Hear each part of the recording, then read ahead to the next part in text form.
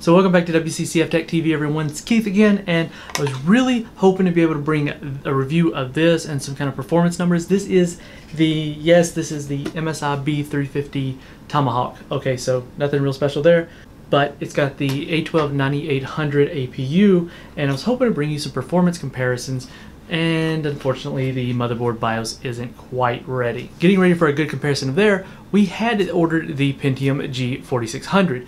What we did was want to take these two CPUs that we do have and that are ready, and we wanted to see the difference between the two and when it comes to gaming. So we did throw a Twitter poll out, and overwhelmingly the Sapphire RX 570 Nitro won out against the RX 460 as well as the GTX 1066 or 3GB. I felt that those three were fairly comparable of what somebody would pair with something like the G4560 or the G4600. So looking at the two CPUs, we have the Celeron, which is a dual-core, dual-threaded CPU, nothing special here, with the HD610 graphics and running at 2.9 gigahertz, very low-powered, low-performing chip, but it does come into the market at $40. So throw that to the side and move on to the Pentium, which comes in at roughly double the price at $80. It is a dual core still, but it features hyper-threading and a 3.6 gigahertz clock rate, which is a 100 megahertz bump over the 4560, but features the much better HD630 graphics. So that's that out of the way. As far as the motherboard, we did test it on our ASUS Z270 Maximus 9 Hero, as well as 16 gigs of DDR4 running at 2400, which is what's rated for these CPUs. And the GPU was, of course, the Sapphire RX 570 Nitro Plus Edition. So it's a 4GB overclocked model, what have you. So we ran through these variety of games. We're going to do a side-by-side comparison to see how they perform next to next. So a straight-up $40 dual-core and then an $80 dual-core with hyper-threaded, to see what kind of benefit you get. And if there's anybody out there just even looking at this Celeron, you at least get an idea of what it's like paired with a decent video card like the RX 570. So before we get to those numbers, I figured that somebody out there would maybe be interested in hearing what something like the Cinebench scores were, as well as the 3D Mark Firestrike physics score. So looking at Cinebench first off, look at my notes here. We've got the Pentium G4600 comes with a single core of 154, which is quite respectable, and the multi-score of 393. As far as the single core score for the Celeron, you're looking at 121, which isn't too shabby, especially at 2.9 gigahertz, and then a multi-score of 229. You can tell it only has two scores there. Physics score for the Pentium is 6,252, and the Celeron comes in at 3,324. Now, with those synthetic numbers out of the way, let's jump right into these benchmarks. And we're off to the races with Alien Isolation showing a decent performance from the Celeron, showing it holding up decently well. I mean, we're well over 100 FPS, so I mean, what's to complain about? But you can definitely tell it is a good bit behind the Pentium here. So keep an eye on this, and we'll see how this one unfolds, as well as the next 9 games that we go through.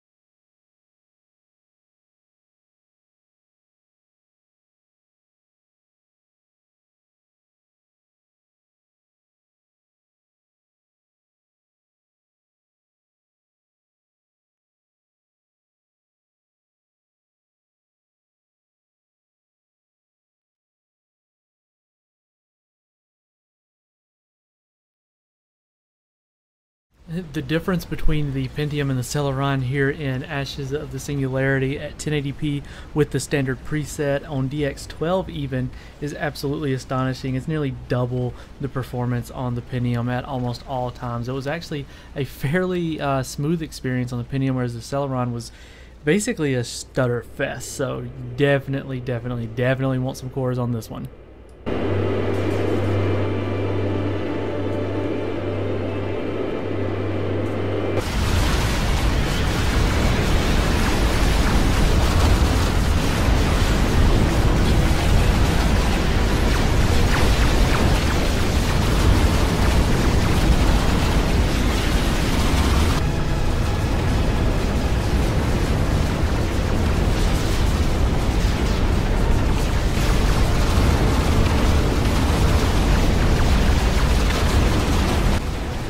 There may have been a time where Counter-Strike Global Offensive could have been played at 1080p with maximum details, minus the anti-aliasing, with no trouble on a straight-up dual-core processor.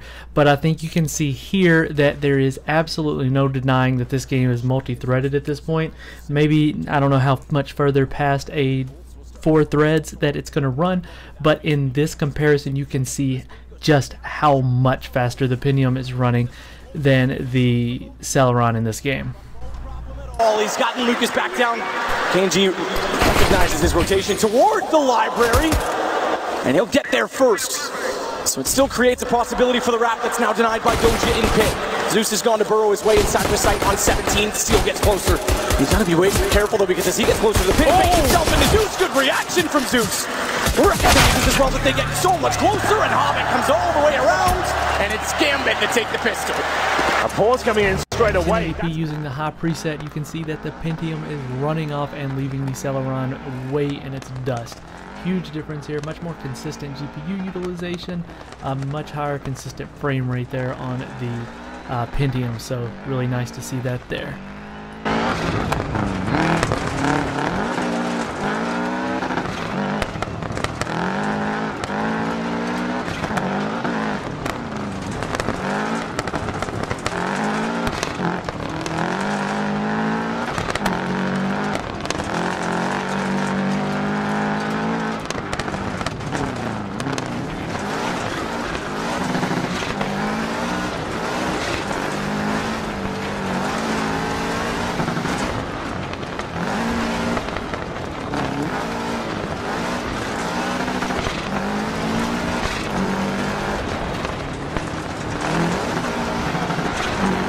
Okay, so two things with the Doom. Number one, I could not get it to launch in Vulkan under either one of these CPUs for some reason. It wouldn't launch. It would say run, scratch the desktop, whatever. So we went back and ran it at OpenGL at ultra settings with no anti-aliasing. Now the much more important thing here is that this was like for like footage was almost impossible to capture because it was so bad on the Celeron that it was nothing but stutters. I mean, you can see the frame rate for yourself. Huge difference. This game, definitely not a no-go on just 2 cores.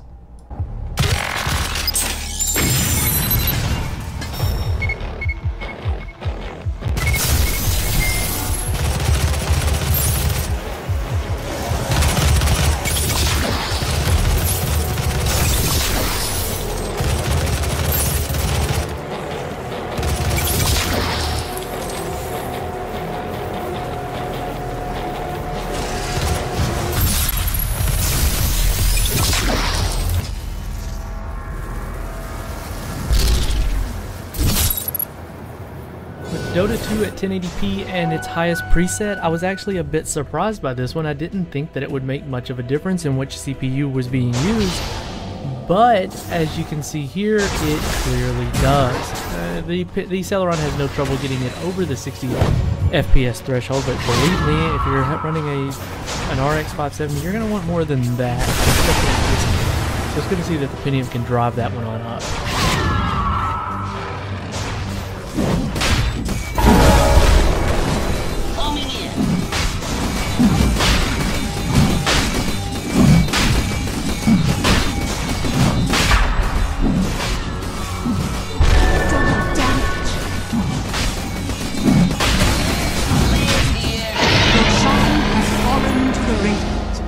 Radiant's bottom tower is under attack.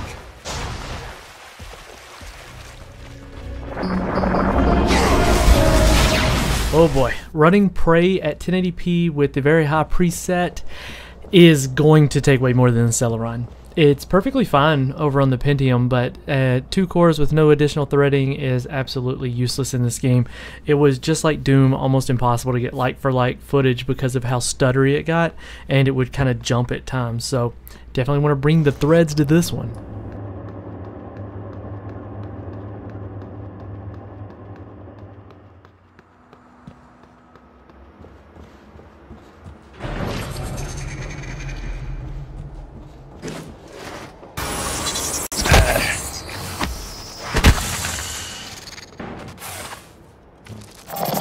Well, so far through all of our testing, it looks like Resident Evil 7 is going to be the game that doesn't care how many threads you've got. Honestly, it seems to be running perfectly fine with 2 cores once the game's loaded, so it's kind of funny to finally see a game with this. So this was Resident Evil 7, completely maxed out graphics. So yeah, that's finally one in the bag for the Celeron.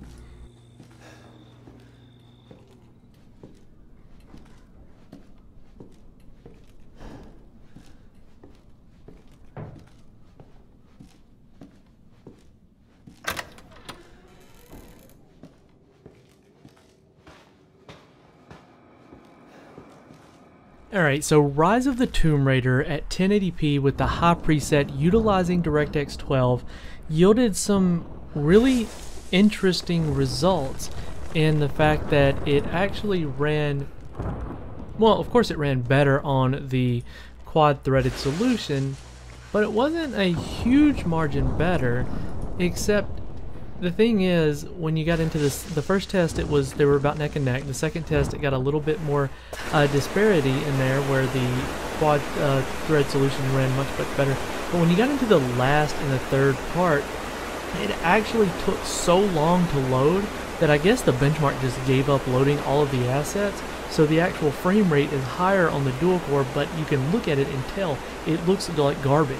The overall loading for this game on the dual core was absolutely atrocious. It took more than twice the time to run the benchmark, and then when you got into the third part, like I said, it was running a high frame rate, but it was missing half the images. So something to take into consideration there.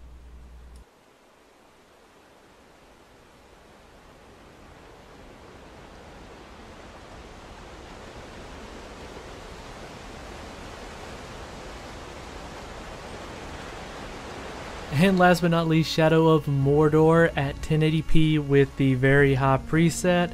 And lo and behold, the last game would be the other game in this lineup that could care less how many threads you have as long as you have 2 to throw at it.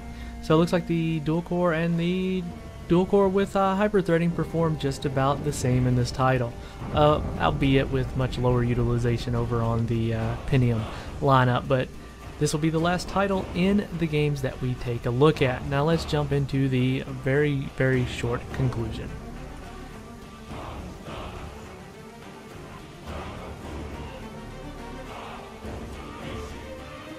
I think at the end of the day, there's only one thing you can say about the comparison of these two chips.